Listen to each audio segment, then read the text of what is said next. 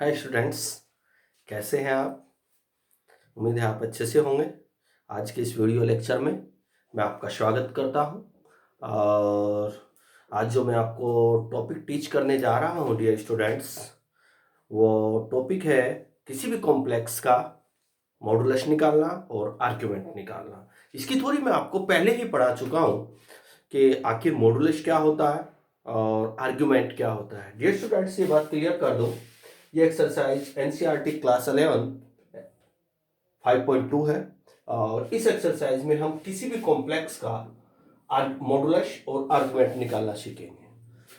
इससे पहले वाले वीडियो में मैं आपको ये बता चुका हूं कि कॉम्प्लेक्स का ग्राफ अपने आप में एक रे होता है और प्रत्येक कॉम्प्लेक्स का मॉडुलस और आर्ग्यूमेंट निकाला जा सकता है। वो अलग बात है कि अगर हमारी कॉम्प्लेक्स नॉन डिफाइन हो जाए तो कुछ कॉम्प्लेक्स ऐसे भी होते हैं जिनका आर्ग्यूमेंट मॉडुलर आर्ग्यूमेंट नहीं निकाला जाता, वो आगे इस बात पे चर्चा करेंगे। लेकिन बट यहाँ आपको ये समझाने की कोशिश कर रहा हूं कि कॉम्प्लेक्स जो होता है ना, जैसे मुझे कॉम्प्लेक्स दिया गया है, इसका अपना मॉडुलस होता है।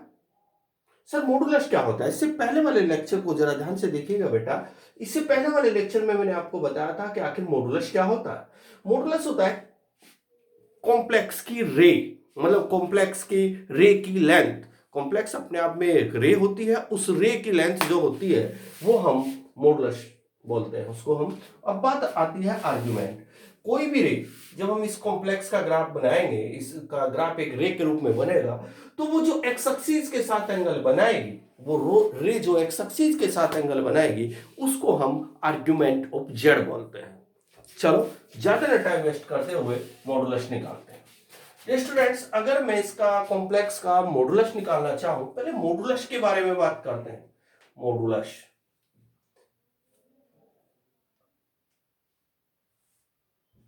मॉडुलस कैसे निकलेगा? सबसे पहले आप ऐसे लिखें, कंपेयर ऑन। डियर स्टूडेंट, सबसे पहले x प्लस आई वाई से कंपेयर करें और कंपेयर करके आप दो वैल्यू निकालें। सर किस किस की? भाई एक x की और एक y की। जैसे आप कंपेयर कीजिएगा आपको महसूस होगा कि भाई कंपेयर करने से x की वैल्यू जो निकल करके आ रही है वह -1 है। देखो यहां ध्यान से देखिए, x की वैल्यू -1 है। और अगर मैं इस वाली टर्म की इस वाली टर्म से कंपेयर करता हूं तो x -1 बनता है। और जो y बनेगा डियर स्टूडेंट्स, सो y इक्वल -√3 आ जाएगा, क्योंकि प्लस माइनस माइनस होता है। एक बार और ध्यान से देखिएगा, मॉडुलस निकालने के लिए सबसे पहले आप कंपेयर कीजिएगा। सर किससे कंपेयर करनी है? एक कॉम्प्लेक्स से, x प्लस आई वाई वाली फॉर्म से। तो x प्लस आई वाई की जो फॉर्म बनती है कंपेयर करने के बाद, x की वैल्यू -1 आएगी और i से i तरह से कैंसिल आउट हो जाता है, कुल मिला के छोड़ दिया जाता है, तो y की वैल्यू -√3 बनती है। ये x और y की वैल्यू आई है। और मैंने कॉम्प्लेक्स आपको बताया है डियर स्टूडेंट्स, कॉम्प्लेक्स का जो मॉडुलस होता है वो होता है r is equal x square plus y square का अंडर रूट। r डिनोट करता है कॉम्प्लेक्स के मॉडुलस को। तो r इक्वल क्या बन रहा है? X square plus y square. ये आपको मैंने फॉर्मूला पहले बताया था। तो r इक्वल बन जाएगा, x कौन है? x की वैल्यू -1 है तो -1 का स्क्वायर। तो स्टूडेंट्स y कौन है? y तो भाई -√3 है, तो इसकी वैल्यू मैं यहां पुट कर दूंगा। और अंडर रूट आप एज इट इज रखेंगे तो r इक्वल -1 का अंडर रूट 1 होता है। भाई ये स्क्वायर माइनस के ऊपर जाएगा, प्लस बनेगा, ये रूट ये स्क्वायर अंडर रूट 3 के ऊपर आएगा तो 3 बन जाएगा। बाहर वाला अंडर रूट जब तक चुपचाप था, 1 + 3 का अंडर रूट बन जाएगा सारा 4। r इक्वल टू, एक्चुअली जो ये r निकल के आया है ना, r से हमें ये पता चलता है कि हमारे x जो कॉम्प्लेक्स है इसकी जो रे की लेंथ है वो 2 यूनिट है। ये तो रही इसके मॉडुलस की बात। एक बार और, सबसे पहले आप इस कॉम्प्लेक्स की x प्लस आई वाई से कंपेयर करेंगे।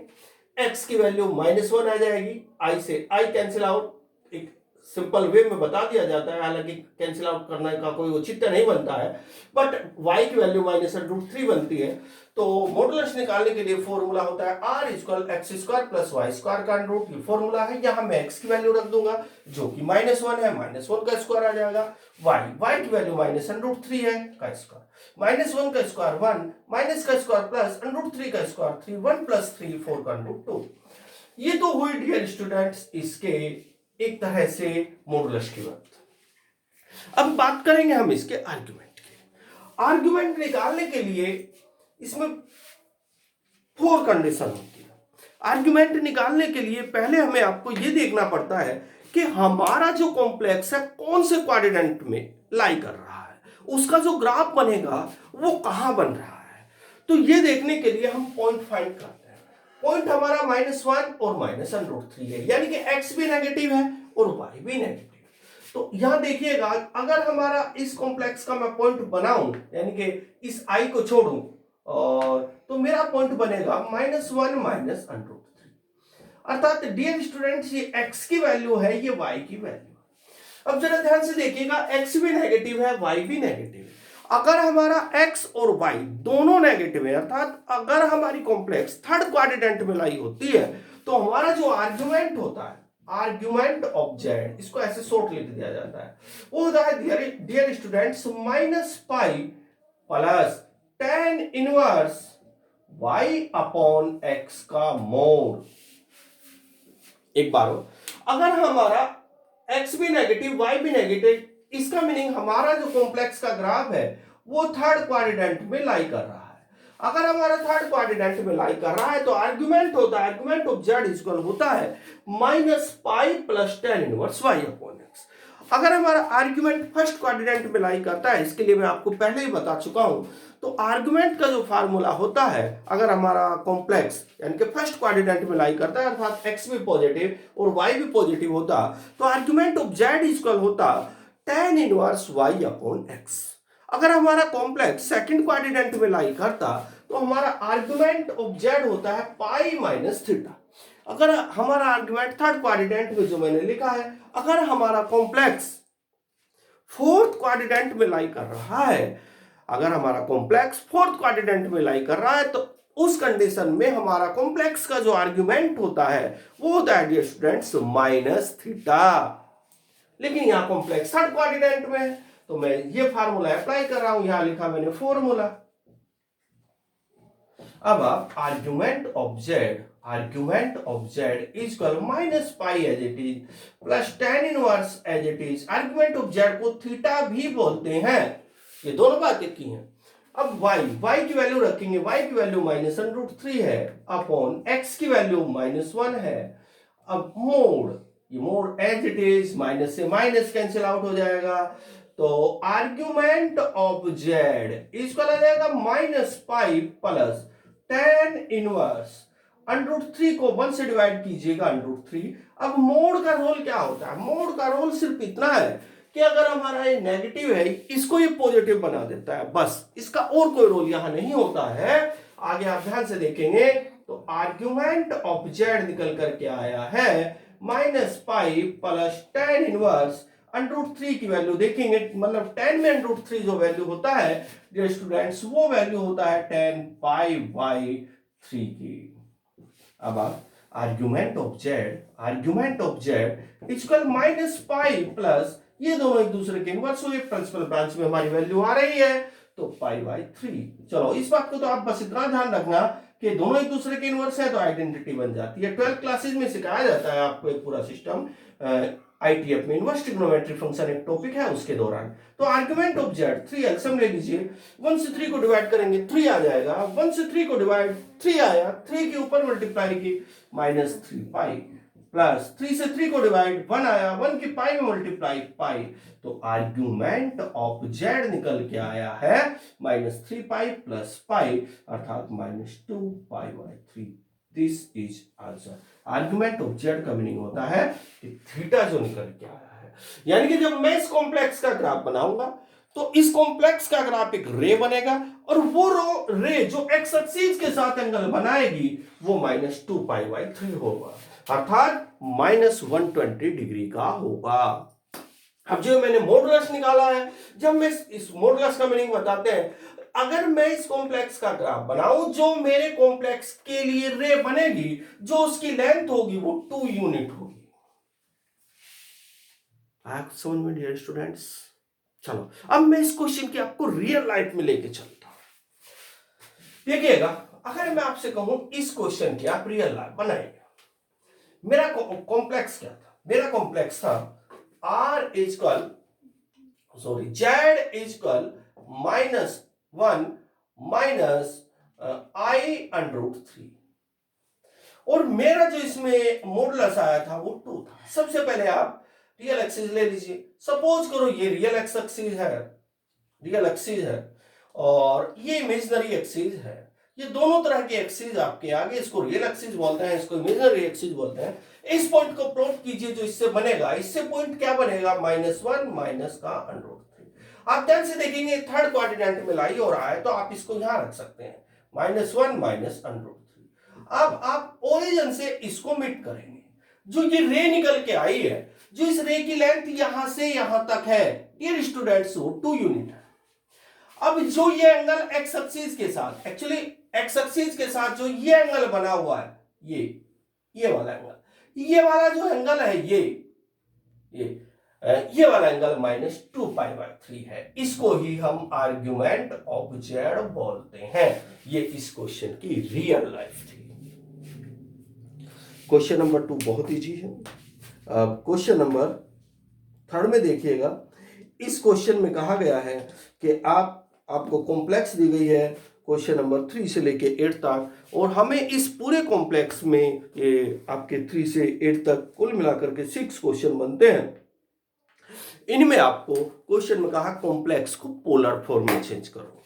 एक्चुअली पोलर फॉर्म कॉम्प्लेक्स के लिए क्या होती है? कॉम्प्लेक्स के लिए पोलर फॉर्म होती है r cos theta plus i sine theta. तो सर आर क्या है? अरे आर तो वही मॉडुलस है ना, तो कोस theta plus i sine theta. Sir यहां क्या कर रहे हैं? थीटा आर्ग्यूमेंट ऑफ जेड है। ये क्या है dear students? Argument of z. तो एक्चुअली हमें कॉम्प्लेक्स को ऐसे फॉर्म में बनाना होता है जिस फॉर्म में बनाने के बाद हमें देखने से ही कॉम्प्लेक्स का एक तरह से मॉडुलस का पता चल जाए और कॉम्प्लेक्स का आर्ग्यूमेंट का पता चल जाए। चलो करते हैं हम कोई भी क्वेश्चन लेकर के क्वेश्चनों को सॉल्यूशन निकालते हैं।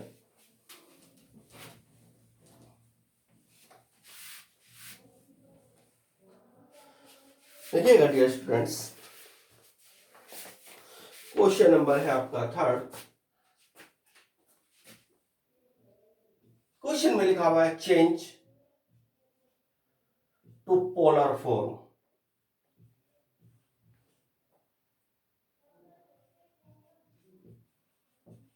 जिससे कि मुझे क्वेश्चन दिया गया 1 माइनस का आई। बहुत इजी। पोलर फॉर्म होती है किसी भी कॉम्प्लेक्स के लिए जो पोलर फॉर्म होती है r cos theta plus i sine theta. इसको हम कॉम्प्लेक्स की पोलर फॉर्म बोलते हैं। एक्चुअली हमें इस कॉम्प्लेक्स को ऐसा बनाना है और इस शर्त के साथ ऐसा बनाना है कि अगर मैं यहां आर की वैल्यू रख करके, यानी कि इसका मॉडुलस निकाल के यहां रखूं और इसका आर्गुमेंट निकाल करके यहां रखूं, और यहां रखने के बाद अगर मैं इसका सॉल्यूशन निकालूं, तो आंसर मेरा 1 माइनस आ ही आए, यानी कि एज इट इज आंसर निकल के आए। आगे चलते हैं। सबसे पहले आप डियर स्टूडेंट्स, वो भी करके बताऊंगा। सबसे पहले आप लिखेंगे इसका आर निकालो, थीटा निकालो और यहां रख दो। इसको हम पोलर फॉर्म बोलते हैं। सबसे पहले लिखेंगे compare on x plus i y. Compare करोगे तो x की वैल्यू यहां से दिखाई पड़ेगी 1, यहां i का मल्टीपल कोई नहीं है, मतलब i का कोएफिशिएंट कोई नहीं है, तो मैंने इसको 1 एज्यूम किया। i से i कैंसिल आउट हो जाएगा एक तरह से कंपेयर करने से, तो यहां y की वैल्यू -1 बनेगी, तो y इक्वल निकल के आया -1। y क्या निकल के आया स्टूडेंट? -1। अब सबसे पहले आपको निकालना है r। क्या निकालना है? r। r के बारे में बात करते हैं। अभी पहले क्वेश्चन में मैंने आपको बताया r इक्वल होता है x² प्लस y² का अंडर रूट। रखिएगा वैल्यू। तो जब आप वैल्यू रखेंगे r इक्वल x कौन है? 1 का स्क्वायर, y कौन है? -1 का स्क्वायर। क्या रिजल्ट आया? r इक्वल 1 का स्क्वायर 1 प्लस माइनस का स्क्वायर प्लस 1 का स्क्वायर 1, कुल मिला के r equal 1 plus 1 under root 2। ये मेरा निकल के आया। अब r निकालने के बाद हम निकालते हैं आर्ग्यूमेंट, आर्ग्यूमेंट ऑफ जेड यानी कि जिसको हम थीटा बोलते हैं, वो सबसे पहले आपको ये चेक करना होता है कि हमारा एक्स और वाई कौन से क्वाड्रेंट में पड़ रहा है। अगर मैं इसके पॉइंट बनाने की बात करूं तो मेरा एक्स 1 और वाई -1 है। सोचो कौन सा पॉइंट है। अगर मैं इस पॉइंट को देखता हूं, ये फोर्थ क्वाड्रेंट है। फोर्थ क्वाड्रेंट में अगर मैं इसकी बात करता हूं, आर्गुमेंट होता है theta is equal -tan inverse, याद रखना मैंने आपको पहले भी बताया y अपॉन एक्स का मोड। तो theta is equal -tan inverse, y कौन है, y कौन है, y तो भाई -1 है, तो -1 अपॉन x कौन है, 1 का मोड।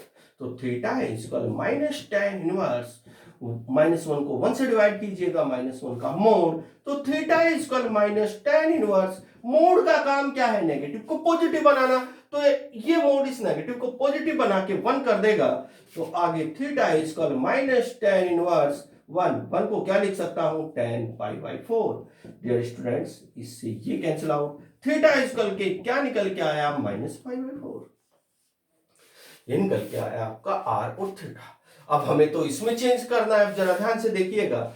ये r और थीटा आप यहां रख दीजिए।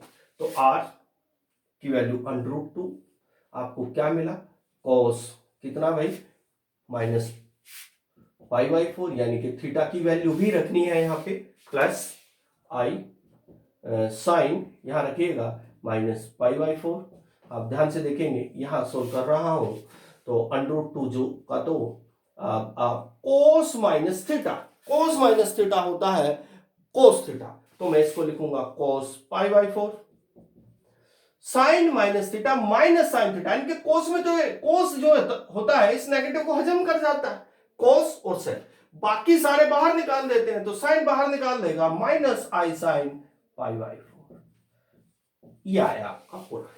This is answer. अगर मैं अब इसको सोल्व करूं तो मेरा यही आंसर आ जाएगा।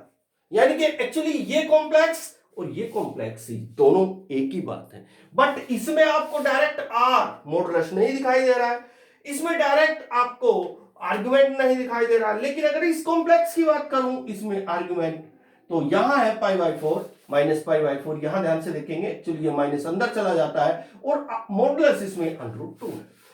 आपके क्वेश्चन का तो आंसर ये बन चुका है। आपके क्वेश्चन के मतलब आपको सेटिस्फाई करने के लिए अगर मैं आपको cos π/4 sin π/4 की वैल्यू रखूं तो मुझे ये रिजल्ट मिल जाएगा। चेक करके बताता हूं, √2 cos π/4 होता है 1/√2 माइनस i जो का तो ये होता है 1/√2। ध्यान से देखिएगा, √2 as it is, √2 LCM 1 minus i into 1 i आ जाएगा, दिस कैंसिल बाय दिस, क्या है 1 माइनस आई। देखो वही कॉम्प्लेक्स निकल के आई कि नहीं है, लेकिन आंसर आपको यहां नहीं देना है, तो चेक करना था क्वेश्चन का आंसर, बस आपका आंसर यहां बन चुका है।